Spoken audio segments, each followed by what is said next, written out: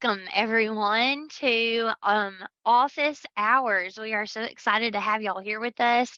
I do have my daughter in the office with me today. This is her first week of kindergarten, and they're doing this weird alternating schedule thing. So I've got her over here. She's got a little palette made in the corner. So if you hear some chitter chatter, that might be her in the background. I'll try to keep myself muted when I'm not the one speaking. But so glad to have y'all all here with us. We have had really great participation with the question portal, right? As the year has gone along, folks have really gotten more comfortable with using that, and the volume of questions that we're getting each month is really growing.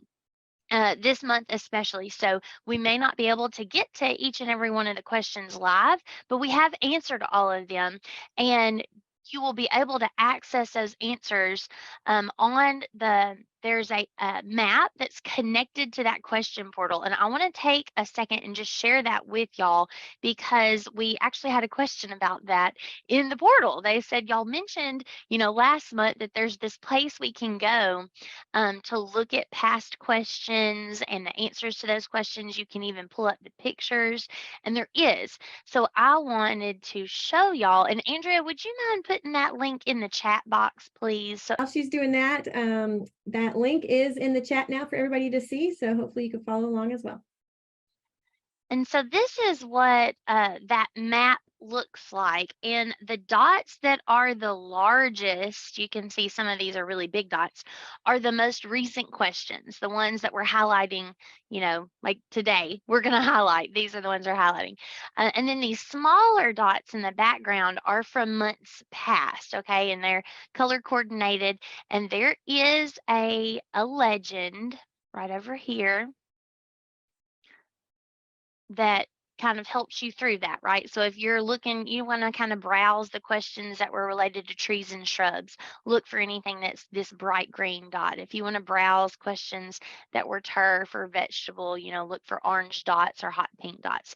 So that's just a really fun, interactive map that we're helping we're using this as a tool to help us organize our questions so we can go back and find things in the future. And we've got more fun things in store as we move forward and as we can continue to build this repository, if you will, of questions and answers that people will be able to go to and use at any time. So please feel free to go back there anytime in between our sessions and check those out. And so with no further ado, we're just gonna kick things off. So for those who might not have been with us before, my name is Celeste Scott, and I'm the Horticulture Extension Agent in Madison County. That's over in the Western region. And I'm part of the Sustainable Landscape Work Group. And that work group and the Fruit and Vegetable Work Group, we come together and just try to pool our resources and our knowledge to get all of y'all's questions answered and have a fun live question answer session each month.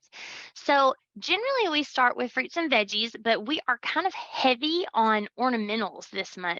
So I think let's kind of lead off with ornamentals, guys, if y'all are okay with that.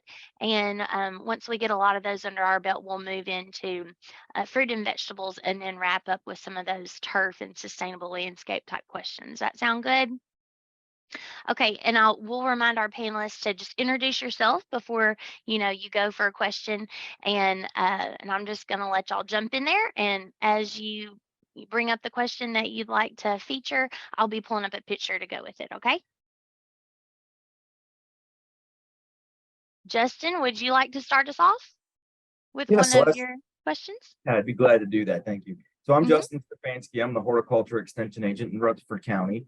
First question I want to tackle, and I'm really excited to get this question, is related to incorporating some native plantings and making a landscape more friendly for wildlife and just more, thinking more about environmental stewardship. So, this is a personal area of passion for me. So I'm really glad that you're thinking along these lines. So there are many, many, many countless choices out there for good native plant options. And I'll kind of highlight a few of them. This is the existing landscape. So I think the first thing we're going to have to focus on in this landscape is getting some things cleared out because there's a lot going on there. So, having a clean slate may be the way to go. I know that in the comments you said you had Rose of Sharon and you had a couple butterfly bush. And I think the landscaper that you had talked with was thinking about hostas. Well, I want to expand your palette and think beyond hostas, because I think there's a lot more out there that you can do with this landscape. So, something that I always tell my clients when I talk to them about having an area with poor soil, I say, look what nature does well and copy it. So some of my favorite plants that tolerate the clay soils here, they can tolerate shallow soil. My all-time favorite is the Tennessee coneflower. I think everybody knows that I have a true passion for this flower, but it's an excellent species, Echinacea tennesseeensis. It's our endemic coneflower that grows within Middle Tennessee. I believe you're in Maury County, so this would grow quite well there. It would tolerate the clay soil. Availability is always kind of iffy. There's plenty of garden centers that will carry it. There's a Rocky Top. It's not a hybrid, but it's a named variety. Rocky Top is a true tennesseeensis. So that's my go-to, obviously. It's going to tolerate the heat. It'll last well. It'll do great. Some of the other plants that I would certainly recommend in an area with poor soil, think about dense blazing star, gay feather, Liatris spicata. This is a beautiful plant, nice texture, gets a tall stalk of spiky purple flowers, excellent, tough, drought tolerant, robust. Some other things that I certainly would encourage you to plant, think about your milkweeds. So butterfly weed, Asclepias tuberosa, that's the orange milkweed that the monarch butterflies will go crazy for. Really, any of your milkweeds will do well, but the butterfly weed is a really striking color in the landscape. And then if you want something later in the season, think about goldenrods or ironweeds. So there's so many good varieties now on the market of goldenrods. There are tall ones, short ones, bushy ones, you name it. Goldenrod is really a versatile plant, tolerates the clay soil, tolerates the heat. And then, of course, ironweeds. And again, this is a native plant that has been cultivated into many different, homeowner version varieties. The regular one that grows out in the wild is called tall ironweed. It can get up to 6-7 foot tall. I've got some in my backfield that are close to 7 foot tall. So, it's a great plant. And then, of course, for something more of a low growing, prolific flowering plant, think about phlox, glade phlox. Phlox bifida is an excellent choice, almost becomes a ground cover, tends to naturalize in areas. Some of the shrubs that I would recommend thinking about, if you want to put in some more woody ornamentals, Physocarpus 9-bark. 9-bark is an excellent, tough plant, can tolerate the clay soils. Other things that you may consider is something like St. John's wort. There's a golden St. John's wort, Hypericum, very tough, very robust. And then, of course, things like pawpaws and staghorn sumacs, which are some of our native trees, are certainly things that I would encourage you to incorporate in your landscape.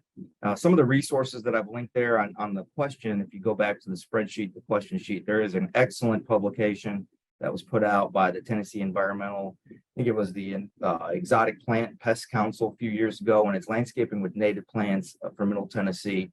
And it's got just about every plant you could possibly think of listed there. Also, check out the TN Smart Yards website. They have a native plant database there, and it is phenomenal. I mean, every plant you could possibly think of. Andrea, I commend you and your team for working on that. That is an awesome resource, and it's there and available. So I put those links into the comments of my answer. So it's a very long-winded answer, but again, I'm so glad that this person is thinking in these regards, and I encourage others to do the same. Yeah, that was an awesome answer, Justin. You provided a little bit for, the gardener who might want flowers, the gardener who might want more of like a shrub kind of foundation to go along with there. And I'm looking at this picture and I'm wondering if maybe there on the left, maybe that's some kind of sumac already growing over there. It's got a compound leaf. I don't know. So they might already, like you said, look at the things that are already existing and doing well and kind of take your cues from that. So they might have a gem already right there. Awesome. That was an excellent answer. I can't think of anyone that could have answered that more efficiently. Thank you so much. Absolutely. Let's see. Lee, is there any particular one that you might like to? Sure. How about we take the Carrie from Hamilton County about the freeze damage, because this week I've had 4 calls on freeze damage. And honestly, as horticulturalists, I think we're all a little shocked to still be getting calls on freeze damage. Certainly that cold snap, it was a 43-degree drop here in Knoxville. Yeah. Is this the right one? That's it. Yes, that's great. Oh. So I think she was kind of asking that, I think her husband was ready to pull the plug on, the limbs that had created the brown foliage that you see there. And she was trying to hold out, maybe give them another season. But, as we're sitting here in August, it's fairly safe to say that those limbs are not coming back. Neither are any of the foliage on those limbs. And I think, Celeste kind of touched on this in one of her responses, but all of our plants have what are known as epicormic buds. And those are kind of buds that are dormant, they're suppressed, they're hidden deeper in old wood. And they're really kind of a tree or a shrub's last ditch effort to survive should something critical happen to the above ground portion. And that's what we're seeing. So, I'm first excited to hear that most of your plants had flushed back out, but with the laurels, if they're this brown at this point, you can go ahead and remove the dead twigs, get those out of there, make good clean arborist cuts back to your live laterals, which just means any live shoot or any foliage that you have lower in the plant. And if that limb by chance has 0 live laterals on it, you might just go ahead and take that cut all the way down to the ground. And I know it's hard for us to believe this, but in time, I think these will fill back in. And we won't really notice anything major. So I think I'll stop there, Celeste, and keep it short and sweet. That's awesome. And, we had several questions along that same line this week. So I'm going to pull up the ones that are kind of related to that. This one was of a holly, and I can't remember who tackled this on the question answer sheet. Justin, was that you? Yeah, that was me. You want me to talk a little bit about this picture here? Sure, because we're kind of on that same topic area. Sure. So that'd be great. So I think the homeowner had the question of, can they prune this? Is this the right time to prune it? And what can they do in terms of, will this ever look normal again? So the answers that I will give is yes, this is the time to prune. So at this point in the season, if you haven't seen new growth emerge, you're not going to see any more new growth. They've had plenty of time to leap out, to send out new growth. So any of these remaining dead limbs can absolutely be thinned out and pruned out, and it will help the existing foliage kind of fill out better. Now, the second part of the question, will they ever look normal again? I think in my reply, I said, well, it's really a wait and see kind of game. Will they ever be as dense as they were before? In theory, they could be, but again, this is going to be a long game. You're going to have to wait a couple seasons for them to fill back out. If you're getting growth from the ground, that's always a positive, because that ground growth off of the root crown will actually help fill out better than existing foliage that was on buds from, you've got a little bit here, a little bit there. So, it really is a wait and see kind of game, but pruning wise, absolutely go in, thin out the dead growth, and just kind of wait and see. I certainly encourage homeowners to leave plants like this in the ground for a lot of reasons. Number one, plant material right now, the cost is very prohibitive. Let's just put it that way. Trying to find replacements for a lot of evergreens, you go to any garden center, the prices have gone through the roof. So if we can save things, I certainly would encourage homeowners to do so, and just kind of wait and see what happens. There's some good questions that are kind of coming through the chat and bouncing in the Q&A about timing of pruning. When you think about, fall, spring to winter, I don't know if you guys want to talk a little bit about, thinking about the next few months, how would you kind of stagger your efforts there, and what types of cuts? I can kind of talk a little bit about this, and Lee or anybody else that wants to jump in. The ideal time to do pruning in a general sense is late winter, right as those plants are about to break dormancy. That's the point in the season where they have the most potential stored energy. The recovery conditions are ideal. And when you take something off, they're going to replenish it quickly because they've got all that stored root mass and all those carbohydrates. So in a general sense, and it varies across the state, I get the question all the time, what is the pruning date? Even here in Middle Tennessee, it varies from season to season based on the spring conditions. So for most of our trees and shrubs, though, you're looking at those buds, you're timing it out just before they break. Now, if those buds have already broke and you haven't been able to prune, you're not going to cause any detrimental harm if you do some pruning after those buds break, but you want to get it done earlier in the season is better. Now, minor pruning can be done any time of year. My rule of thumb is if it's smaller than my thumb, I don't hesitate to take it off at any point in the season. Anything bigger than that, or 1 inch, as you're pruning into the summer months, especially late summer, probably the worst time to prune is usually like after July 4th, because the risk there is you're going to stimulate new growth. And that first hard freeze that hits these plants in the winter, that new growth has not had a chance to harden off. And it could be, a kill stroke for a lot of that tender foliage. So, late winter, early spring, minor pruning any time of year, avoid taking off major portions of the plant after July 4th. Those are my rules of thumb.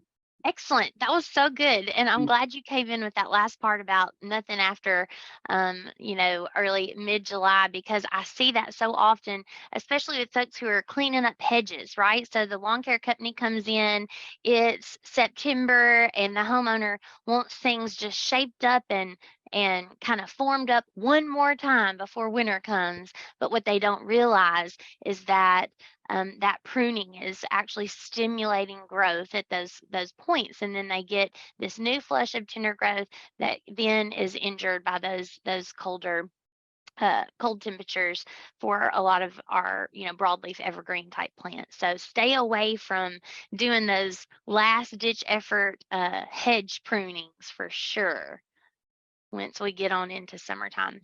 Excellent discussion. Okay, so I thought we had another series of questions that dealt with black sooty mold, the issue of black sooty mold on a number of different plants. So I'm going to go ahead and pull that picture up, and I'll just go ahead and kind of start discussing that, and then anybody else feel free to jump in and add anything that you might want to this part of the discussion. But the first plant that the picture of a plant that came in was a crepe myrtle, obviously. And they said, we, have black sooty mold. It's all over the leaves. We're not sure what to do. They tend to get it every single year. And they were looking for ways to maybe prevent this in the future because they have, furniture underneath it, patios, sidewalks, and all of that is getting ruined from the drippings of that honeydew and consequently black sooty mold developing on those. So as master gardeners, some of you are master gardeners, you may be aware that black sooty mold is created actually from the feeding of insects that have sucking, piercing mouth parts. Okay, so they're feeding on the plant, then they have to excrete, right? And what comes out is called honeydew. It's like a sticky, sugary, shiny substance. It falls on the leaves. You'll notice that the tops of the leaves are where this is accumulating. If you flip that leaf under, you see very little sooty mold because as the insects feed up here, that excrement falls down and creates those layers on the leaves. As that honeydew sits there, it's ideal conditions for the development of black sooty mold. And so while this can look like a disease to a lot of people, it's actually caused by an insect. So we need to look a little deeper to kind of try to find out what that causal agent is. Now, it looks like from this picture, I couldn't zoom in very well, but possibly this feeding is from, we see crepe myrtles earlier in the season, in the summer, usually aphids. But as we get on into the summer, this may actually be whiteflies. So, I mean, I can't tell from this picture which one it actually is, but either way, they both have the same type of feeding pattern and they would both be controlled in the same fashion. Sooty mold itself is not going to injure this plant. That blackness is going to wear off as we get into the winter and we have rains and winds. That will wear itself off. You could actually come and just rub your finger on it and you'll see how it comes right off. But if this is a recurring issue and you've got things that you want to protect underneath it, like your patio furniture, your sidewalks, etc., you may want to consider treating this plant annually with a systemic root drench that takes that insecticide product up through the roots and protects that plant from the inside out. So as these insects attempt to feed on the plant, they ingest that and then no longer feed, right? So you're kind of stopping them in their tracks. And this is the same product that you would use for control of crepe myrtle bark scale, which also produces black sooty mold. I don't see any evidence of crepe myrtle bark scale here. And we can see the little white specks on the leaves. And that's why I was leaning towards aphids or whiteflies for the causal agent on this one. But that's kind of the whole black sooty mold situation wrapped up in a little pouch. Yeah. And you don't have to control it because these insects aren't going to kill this plant. But if it's causing you problems, then it is a pest, right? And warrants control for a homeowner. And Celeste, I'm glad you mentioned crepe myrtle bark scale. We won't go on too much about it, but there are plenty of resources I know online through UT. But what I did want to mention, and it may not be the case in this situation, but If you are next to a tree line, I've seen that sooty mold development come from neighboring trees as well, where it's not really an issue with the plant itself that you're looking at, but it could be drifting from maybe hackberry woolly aphids along a tree row. So don't just assume that the insect pest is on your plant unless you've identified it. Good point. Yes, that is excellent point. So we definitely have other plants out there in the landscape that these types of sucking, piercing, feeding insects like to feed on, and they all produce this honeydew, which in turn turns into black sooty mold. So definitely just be observant and look around. And then I'm going to go ahead and pull this one up while we're here. They were having some similar issues with a red bud, and actually in this situation, their main concern was the black sooty mold that was developing on everything underneath these redbud trees. And they were pretty positive that it was white flies. They had seen those with their own eyes. And so the same things, right, that we just talked about with the crepe myrtle apply to the redbud as well. You can use that protective annual soil drench product on these redbuds as well. How about this one? This was a picture of a dogwood, and they said this was supposed to be, when they purchased it, a dogwood that could tolerate full sun, but they just don't think it looks happy. And I said, well, flowering dogwoods, maybe their tag might say that they could tolerate full sun, which technically would be 6 hours of direct light.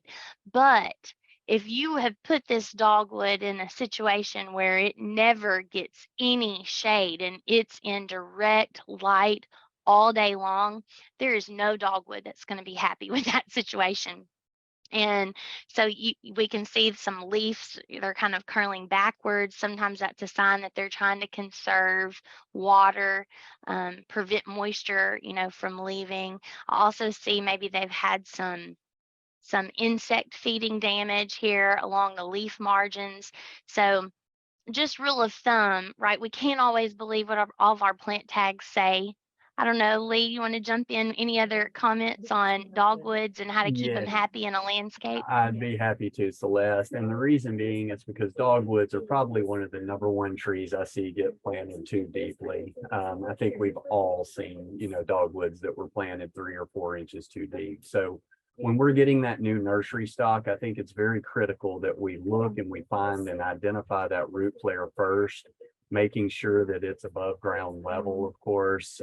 We don't want that root flare buried because that moisture that holds against the bark surface can eventually rot through the bark, which bark is not designed to stay wet. So we have to be very careful about that. And in addition to that, Celeste, I always tell people, if you are going to put a dogwood in a harsh growing environment such as full sun, that may be okay, but make sure that you have a very nice mulch bed, a great organic mulch bed, ideally with fine particle size, so that moisture retention will happen, as well as, of course, some breakdown to help benefit those roots long term. Thanks, Celeste. Just to add to what Lee said, to quote Dr. Mark Wyndham, if you want to grow dogwoods too, keep the lawnmowers and trimmers away from them. And so use that mulch to not only conserve moisture, but serve as a barrier to keep all implements of destruction involving turf grass away from those dogwood trees. Absolutely. Good notes, good notes. Okay, I think we have time to do 2 more ornamentals before we move on to another section. We've just got so many good ones, and I'm trying to spread the joy around and make sure we touch all the different areas of ornamentals. But the next picture I wanted to share with y'all is a picture of a black-eyed Susan, and this gardener is having issues with their flower petals just getting eat up, right? So they begin to emerge, and just right there from the very beginning, you can see some of these petals, even as they unfurl, are kind of distorted and don't have the correct shape. But then as they mature, we see a lot of feeding damage here along those petals. They had not visually seen any insects on them themselves to identify anything. But when we do see this type of this feeding on these petals, this is a sign that this is an insect that has chewing type mouth parts. So let's think of things like beetles. Let's think of different types of caterpillars, loppers possibly. Let's think about grasshoppers, right? So any type of insect that has that chewing type mouth part could do this type of damage onto black-eyed Susans. And I have it on mine as well. And I've oftentimes wondered, I've walked by them 100 times and said, oh, like half those flowers are eaten on, and then I just keep walking. So I've never looked into it too heavily to really investigate and see what the actual culprit is. But I would have to say, Rudbeckia is such a wonderful plant to increase pollinator diversity in our gardens that I would not really. Personally, I would not try to treat this with any type of insecticide because there is such potential to harm our beneficials, which is really the reason why we've planted those in our garden. So we planted them to help bring in pollinators. We know that there are insects who are feeding on the nectar of these plants. Obviously, those seed heads are going to mature and birds are going to be using those in the fall. And I just say that this is another way that we're feeding nature, right? Lots of insects eat plants. So if you can raise that aesthetic threshold just a tiny bit and maybe plant some extras in another area of the garden, maybe you'll be able to even out that damage and still get some really nice quality flowers at the same time. Anybody else have anything to add? Celeste, I'll add that, when I see this in the garden, I take it as a compliment. That means I'm doing something right. And I try to get my clientele to think in this regard too, because like you said, it's great that we plant these things for our own visual pleasure, but the real goal, I think, should be to promote and preserve our diversity of insects and our pollinators. So, odds are this is some type of Lepidoptera. Their activity will increase later into the summer, especially August. You will see caterpillars everywhere, and your plants, you're going to see damage, but take it as a compliment. You're doing something right. You're attracting the good insects, and just redefining your definition of what looks good and what is pretty. Yay, I love that. Okay, so the last one that I want to take a minute to talk about here live this morning is actually a follow-up from a question that we had last month. So if you were here with us, you may recall we had a little period where we talked about a gardener who had a new dawn climbing rose, and it was showing some very strange leaf distortion, and they were concerned that it possibly had rose rosette.